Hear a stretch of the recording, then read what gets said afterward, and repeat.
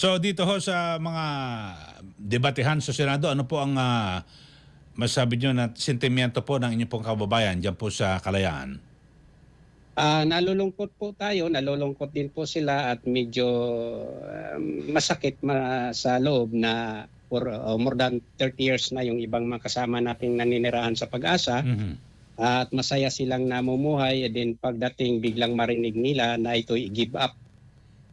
Sana naman po ang ilan nating concern na mga senator na lalo na yung parang hindi namin naramdaman na bakit may narinig itong sabi i-give up, na sana ang isa mahalagang pag-uusapan dyan, may mga request po kaming nakapending, kung pa yung mga malalaking project na hindi namin kayang punduhan at tutukan, lalo't higit marami pa tayong kailangan i-develop yan sa ating nasasakupan sa bayan ng Kalayaan. Opo.